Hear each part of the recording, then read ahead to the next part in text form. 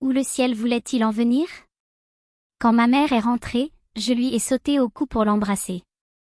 J'avais beaucoup réfléchi dans l'après-midi. Il ne fallait pas que je laisse le ciel tout faire seul. Aide-toi, le ciel t'aidera. Je ne sais pas où j'avais entendu cette phrase. Mais à force de penser au ciel, ça m'était revenu. J'ai serré ma mère contre moi très forte afin qu'elle pense que ça pouvait être quelqu'un d'autre. De la part de papa. Elle est restée un peu idiote dans mes bras. Je ne voulais pas me venger ou lui faire du mal, je souhaitais juste qu'il comprenne que j'existais, et que c'était trop facile de décider sans moi. Il est bien arrivé au chalet? Oui, il m'a téléphoné. Il m'a dit que vous vous étiez rencontrés à son départ. Il est aussi tombé pas mal de verglas là-bas et il n'a plus d'électricité. J'ai un peu figé. J'ai eu presque honte de me retrouver dans ma maison toute chaude alors que lui avait froid. Il l'avait cherché en quittant la maison, mais il ne méritait pas de mourir gelé tout seul dans notre chalet. Ne t'inquiète pas, mon chéri. Il a tout prévu. Tu le connais. Il utilise sa génératrice. Tu sais, celle qu'il s'est achetée l'année dernière pour rénover cet été. Le téléphone fonctionne, tu peux l'appeler si tu le souhaites, mon chéri. Tout à l'heure. C'est comme tu veux, mon chéri, on est toujours là pour toi. Pourquoi elle m'appelait, mon chéri? Elle ne m'avait jamais appelé comme ça. J'ai un prénom, quand même. Ça m'a énervé tout de suite, dans ces moments-là, je ne veux pas être gentil. J'avais mon plan. On y retournera, au chalet? Ben oui, mon chéri. J'ai respiré un grand coup. Elle était tombée dans le piège. Tous ensemble. À voir sa face, elle ne l'avait pas vu venir. Je savais que cela l'avait touchée. Ça ne m'a rien fait. Je ne voulais pas lui dire qu'il fallait que je m'aide. Elle, par contre, ne s'est vraiment pas aidée. Pas forcément, mon chéri, l'important, c'est que tu passes de beaux moments. Puis si on calcule, en partageant le temps entre papa et moi, ça te fera 2 fois plus de vacances au chalet. Chanceux. Je l'ai juste regardé. Elle a compris que je ne me comptais pas chanceux du tout. Elle a fermé les yeux un instant et s'est approchée de moi. J'ai senti ses 2 mains, toutes douces, sur mes joues. Elle a pris son temps. Excuse-moi, mon chéri, je sais que ça n'est pas facile pour toi. Ce n'est pas plus facile pour moi, pour nous.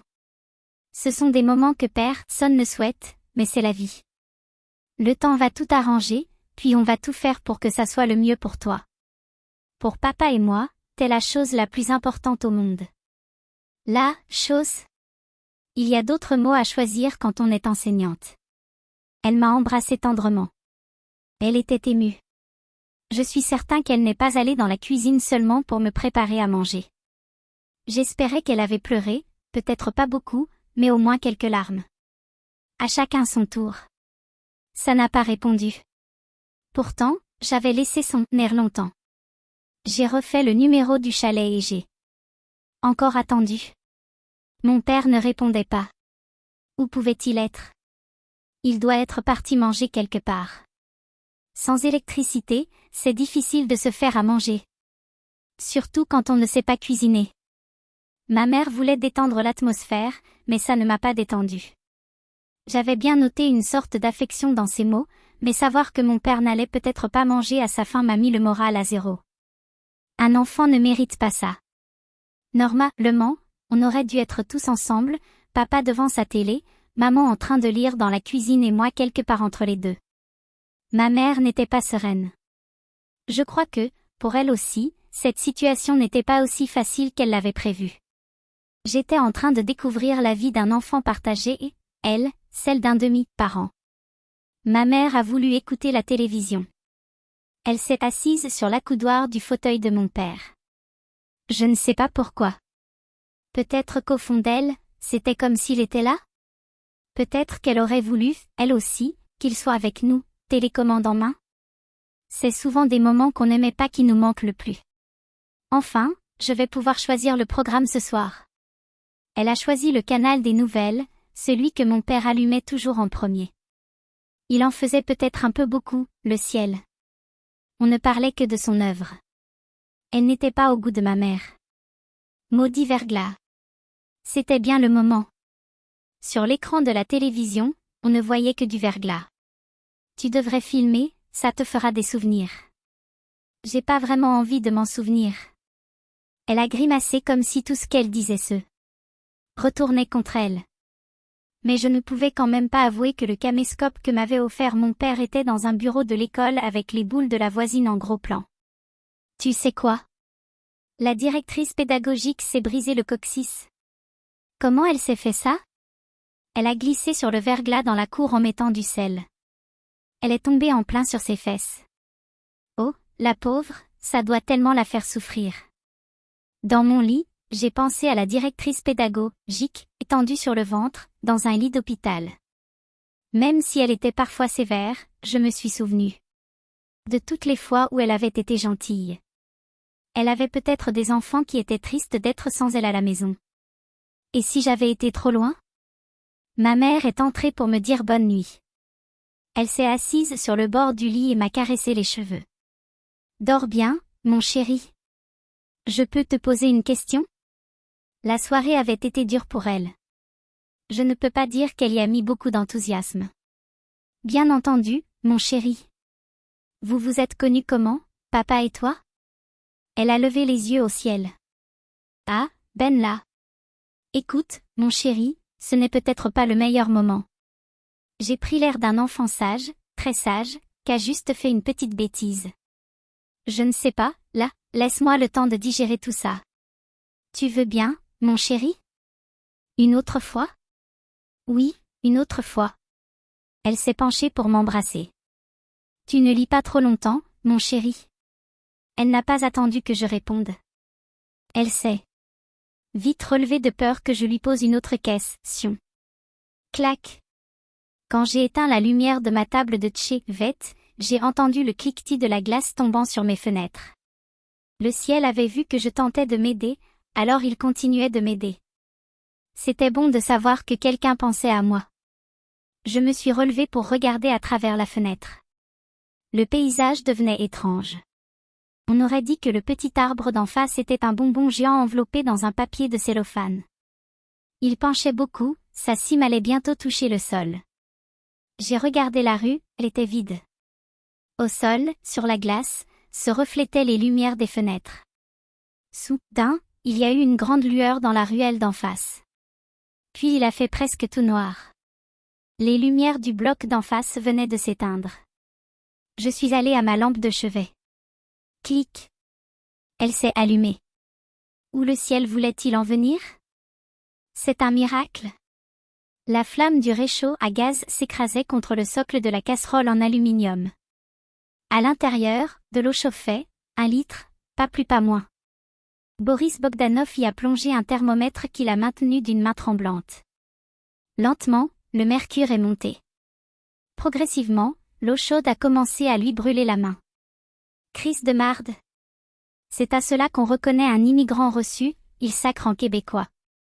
Boris n'a pas été surpris de voir l'eau bouillir, une fois rendu à 100 degrés. Cela, il l'avait appris en 2e année du PRI, maire à l'école Yuri Gagarin. Il a éteint instantanément la flamme. Il avait besoin d'1 litre exactement, vu la pression atmosphérique, il savait que l'évaporation serait de 6 centilitres à la seconde. Il n'avait que 10 secondes pour effectuer les divers transvasements de liquide, car, là encore, on peut y laisser des dixièmes de degrés. En évitant de brûler l'un de ses poissons, Boris a déversé méthodiquement l'eau chaude dans l'aquarium. En 9 secondes seulement. Il a reposé sa casserole et a saisi son volumineux bloc sur lequel étaient indiquées les trajectoires de chacun de ses poissons. Ses yeux, inquiets, sont passés successivement de ces dessins compliqués à ces 4 poissons, si simples. Soudain, le visage du jeune Russe s'est illuminé. Aucun de ces poissons n'avait modifié sa trajectoire. Da. La joie de Boris n'a duré qu'un temps. Il a regardé ses bouteilles de gaz, puis sa montre. Il s'est levé pour se diriger vers sa bibliothèque, chargée de centaines d'ouvrages. Il a fouillé un instant et déniché une petite radio à pile. Il l'a allumée. La situation ne s'améliore pas à Montréal et sur la rive sud où le verglas continue de tomber. Au rythme où il en tombe, on s'attend à ce que près d'1 million de Québécois soient sans électricité demain matin. D'ores et déjà, plusieurs commissions scolaires ont annoncé que les écoles ne rouvriront pas leurs portes demain, il en va de même pour les clics. Boris Bogdanov n'a plus eu envie d'entendre docteur, il avait compris. Il savait que cette nuit allait être longue, très longue. Il a observé ces 3 bouteilles de gaz. Un instant, il s'est mis à haïr Canada Dépôt, le directeur et toute la clientèle québécoise, bien trop solidaire. Si la température de son aquarium venait à significativement baisser, des années de travail tomberaient à l'eau. Ces poissons morts, toute sa théorie serait à reprendre à zéro. Pour Boris Bogdanov, cela signifiait qu'il devrait à nouveau établir, de façon incontestable, 4 nouveaux profils de poissons à raison de plusieurs semaines d'observation pour chacun d'eux. Avant de prouver que Mélanie fait pipi debout, il devrait à nouveau prouver que Mélanie existe. Lui, des Mélanie, il en avait 4. Il s'est levé et, de rage, a jeté sa casserole vide au sol. Boum badaboum. Crise de FIF d'en haut. On peut pas être qui 5 minutes? Tabarnak. Oui, ça avait fait du bruit, mais c'était bien la première fois que le voisin du dessus en faisait. Alex avait écouté les nouvelles, avant de se coucher. Savoir que les écoles seraient fermées l'avait plongé dans un présommeil plutôt agréable. Il s'était juste pris une couverture supplémentaire au cas où la panne d'électricité durerait longtemps. L'autre couverture, il l'avait posée sur le divan, pour la mettre plus tard sur son père. Crise de Météo Canada. Ils auraient pu le dire, qu'il allait tomber du verglas. Qu'est-ce que je vais faire, moi, demain? Alexis ne faisait jamais grand-chose le lendemain. Je vais les appeler et je vais leur dire comment qu'on travaille. Il s'est levé dans le noir, sans esquisser le moins, docteur geste pour décrocher le téléphone, pourtant à ses côtés. Il s'est dirigé sans aucune hésitation vers la cuisine. D'une main ferme, il a ouvert le réfrigérateur, qui est resté obscur, et il a pris une bouteille de bière. Alexis a refermé la porte et s'est dirigé vers le couloir. Bang! Qui c'est qui laisse traîner ces choses, tabarnak? Rien ne traînait. C'était juste le cadre de la porte. Une main sur la tête, il a rejoint difficilement son divan dans lequel il s'est allongé en se couvrant de la couverture que lui avait laissée Alex. Comme un bébé, il a tété sa bière jusqu'au bout. Puis il s'est placé sur le ventre, pour tout oublier, en espérant rêver à dos. Boum. Boum. Boum. À 3 heures du matin, des bruits de pas d'Eva, dans l'escalier ont couvert un court instant le ronflement d'Alexis. Plongé dans un profond sommeil, il a juste murmuré. Bébé. Puis il s'est retourné, en position fétale, pour ronfler encore plus fort sans remarquer que son fils, Alex, venait de replacer la couverture sur lui. Dehors, la glace n'en finissait plus de tomber. Le cliquetis fut soudain couvert par un cri déchirant, inhumain, provenant de la rue. Niette tante. Boris Bogdanov, théâtral, était écroulé sur les marches de son duplex.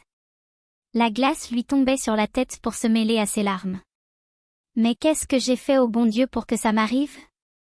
Boris Bogdanov ne croyait pas en Dieu, mais ne pouvait se résoudre à accepter une explication irrationnelle au malheur qui l'accablait.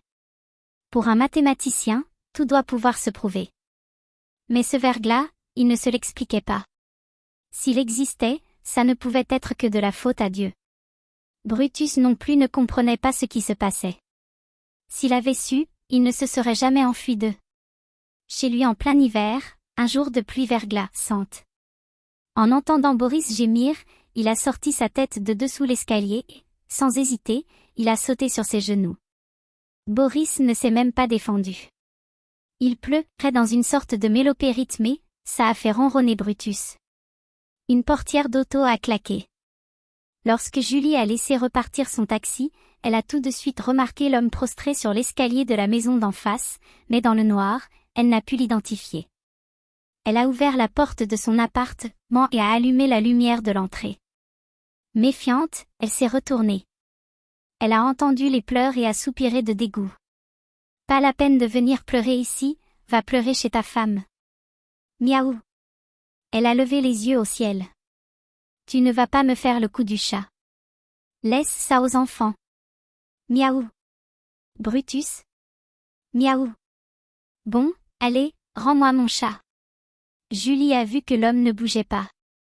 Je suis fatiguée, là? Y avait personne. J'ai pas fait 100 piastres, alors je vais pas être bien patiente. En s'approchant, elle a repéré son chaton sur les genoux de l'homme qui pleurait toujours, tête baissée. Allez, rends-moi Brutus et va te coucher chez toi. Boris, qui venait de comprendre que c'était à lui qu'on parlait, a juste relevé la tête. Julie s'est arrêtée net, toute bête. Je suis désolée, je t'ai pris pour quelqu'un d'autre. Prenez-moi pour qui vous voulez. Un homme qui pleure, ça n'arrive jamais dans un bar de danseuses. En fait, Julie n'avait jamais vu un homme pleurer. C'était toujours elle qui pleurait. Elle a tendu les bras pour attraper Brutus, mais celui-ci est resté blotti sur les genoux de Boris, qui pourtant n'avait rien fait pour le retenir. On dirait qu'il ne veut pas t'abandonner. Il est à vous? Il doit avoir froid. Ça va? Non, ça ne va pas. Qu'est-ce qui t'arrive? Un chagrin d'amour? Mes poissons vont mourir. Boris, à ce mot, n'a pu retenir un énorme sanglot. Julie, qui pourtant avait un cœur, n'en revenait pas qu'un homme puisse pleurer pour des poissons. Tu les aimes tant que ça? Boris a semblé un instant s'extraire de sa peine. Il a réfléchi. Sans eux, ma vie n'aura plus aucun sens. Les amours brisés, c'était sa spécialité, à Julie. Elle ne savait pas qu'on pouvait pleurer pour des poissons, mais elle, finalement, n'avait pour seuls vrais amis que ses 3 chats. Si tu veux, je peux les prendre chez nous. Je ne peux pas les laisser seuls. Julie a souri, entendu, encore un piège à fille. Ça n'est pas ce que vous pensez. L'eau doit être à 32 degrés. Je dois remettre ma thèse en juin. Ma théorie des nœuds est une révolution mathématique. Je suis presque arrivée au bout. Je ne veux pas tout perdre. Dans un dernier sniff, Boris Bogdanov a essuyé ses larmes du revers de la main et il a fixé Julie. Il avait l'air si pur, si honnête. Puis, même s'il avait les pommettes un peu trop saillantes, comme tous les Slaves, elle lui trouvait un charme venu d'ailleurs. Du jamais vu au sexe paradisiaux. Elle n'avait pas compris un seul mot de ces poissons mathématiques, qu'est-ce? Elle a juste eu envie de le croire, envie d'espérer qu'on ne lui mentait pas. Tant à combien, de poissons? 4 tout petits. Il est gros, ton aquarium? Moyen. C'est quoi, moyen, pour toi? Boris Bogdanov a juste écarté ses bras en enlevant environ 60 cm à la longueur réelle de son aquarium. Julie l'a trouvé bien petit pour abriter 4 poissons, mais la situation précaire de ce voisin l'avait touché. Une seule nuit parce que j'attends du monde bientôt. Je te préviens, tu restes bien sage sur le divan. Je suis armée et j'ai fait 3 ans d'auto-défense. Boris Bogdanov s'est levé d'un coup. Brutus, qui n'avait pas vu le coup venir, est parti dans les airs. Comme tout bon chat, il est retombé sur ses pattes. Sur la glace, il a juste glissé. Il s'est vite remis debout, a traversé la rue et a filé, sans crier miaou, vers la porte entr'ouverte de sa maîtresse. On a entendu 2 miaulements pas aimables. Sur le divan, il n'était toujours pas le bienvenu. Julie n'a pas eu le temps d'esquisser la moindre parade d'autodéfense. Boris Bogdanov s'était jeté d'un coup sur elle pour l'enlacer. Il lui tapait chaleureusement le dos dans une accolade virile, très slave, à ne plus pouvoir s'arrêter. C'est bon, là, j'ai compris que t'es content. Allez. Va chercher tes poissons. Boris a remonté les escaliers 4 à 4. Chez lui, il s'est immédiatement dirigé vers son salon. Il a fixé un moment ses 4 poissons qui nageaient 2 par 2. Il a plongé son thermomètre dans l'eau, 23 degrés. Non seulement ces poissons risquaient d'oublier à tout jamais leur trajectoire, mais maintenant ils faisaient des nœuds vers la mort. Il fallait les sauver. Boris a écarté ses bras pour soulever l'aquarium. Impossible de le bouger d'1 centimètre. Il y avait beaucoup trop d'eau et de rocailles au fond.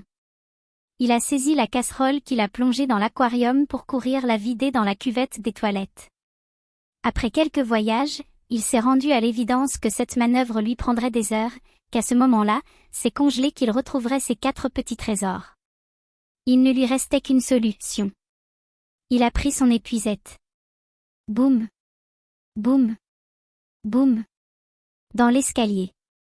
Toujours sur son divan, Alexis n'a pas bronché. Perdu dans un rêve. Alex, assis par terre, adossé au lit, savourait. Bébé. Boris Bogdanov a frappé à grands coups chez Julie.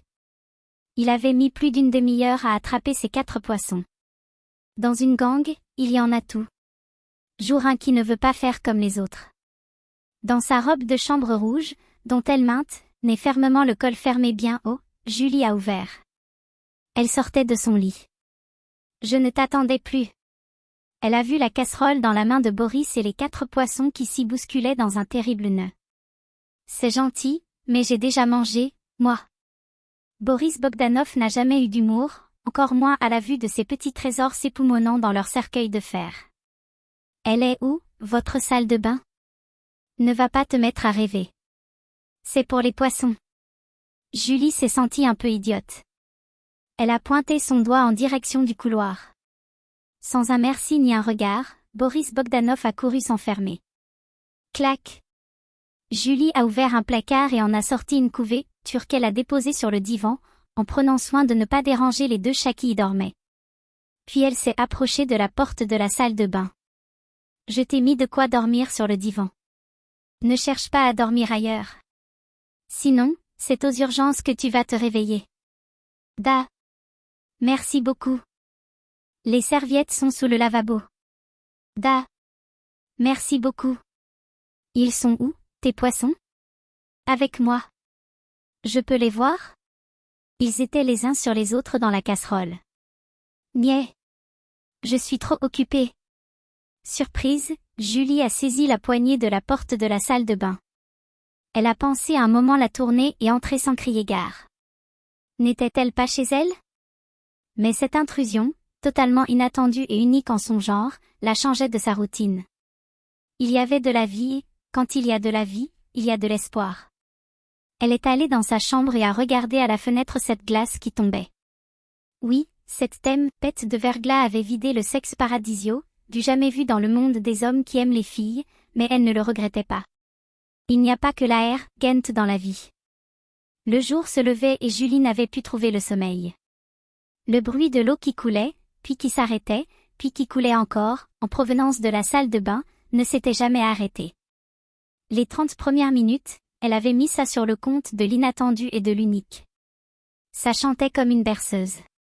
Mais les plus doux refrains, par trop répétés, vous montent à la tête pour en devenir insupportable. Je m'en vais le calmer, le mathématicien. Oubliant d'enfiler sa robe de chambre, Julie a bondi dans le couloir, simplement recouverte d'une fine et transparente nuisette.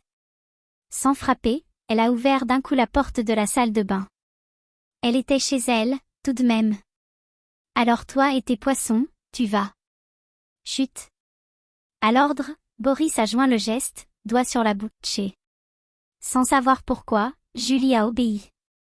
À genoux face à la baignoire, perdue au milieu d'un tas de feuilles gribouillées et de débarbouillettes, il lui a fait signe de s'approcher. Elle a hésité un instant. La courte nuisette ne cachait rien. Boris n'a même pas pensé à regarder. Venez voir dans la baignoire. Julie, docile, s'est agenouillée. De dos, la scène était d'une indécence torride. Dénudée, les fesses de Julie rebondissaient à côté des jeans usés de Boris. Quand elle s'est penchée en avant pour regarder l'eau, ses seins ont semblé vouloir s'évader du fin tissu de la nuisette, mais Boris n'a rien vu, accaparé par son aquarium d'infortune. Au fond de la baignoire, à la place du bouchon, il y avait une débarbouillette. À travers la toile s'échappait 119 centilitres à la minute. En laissant couler un mince filet d'eau à 42 degrés, identique en volume, Boris avait réussi l'incroyable défi de stabiliser la température de l'eau à 32 degrés constants. Tout est écrit là. Julie a bien pris la feuille que lui tendait le génie russe, mais elle l'a à peine regardée. Ce n'était pas son genre, les équations thermiques à coups de débarbouillette. Ce qui l'a émerveillée, c'est de voir des poissons dans sa baignoire. Décidément, sa nuit était incroyable, la plus belle depuis bien longtemps. Même Brutus a trouvé cela joli lorsqu'il a réussi à monter sur le lavabo pour voir le spectacle marin. Julie a pointé un des poissons. Il s'appelle comment, celui qui est ouvert avec des rayures oranges? Numéro 1. Boris, sans aucune attention pour la jambe nue, a retiré du dessous du genou de Julie un petit bloc de feuilles. Il est revenu à la baignoire, a tourné quelques pages pour s'arrêter à un dessin sur lequel était tracée, en différentes couleurs, la trajectoire de base de chacun des poissons. Il a désigné la trajectoire verte, pointillée d'orange. C'est lui. Penché, le visage au ras de l'eau, Boris a suivi un long moment le cheminement rituel de numéro 1. Il s'est intéressé ensuite aux trajectoires de numéro 2, puis numéro 3. Il a terminé par l'observation méticuleuse de numéro 4. De ses mains, il s'est appuyé sur le rebord de la baignoire pour se redresser d'un coup. Julie s'est alors tournée vers lui. Il a fait de même, les yeux exorbités. Elle a eu pour simple réflexe de se cacher la poitrine. Il s'est instantanément retourné vers l'eau. Regardez! Regardez! Ils ont tous repris leur chemin. Boris, de ses deux mains viriles, a saisi les épaules dénudées de Julie. Il les a secouées sans retenue, faisant balloter les seins de sa charmante hôtesse aux limites de l'accident de nuisette. Elle s'est laissée faire, il ne les regardait pas. De ses grands yeux bleus, il la fixait intensément. C'est un miracle.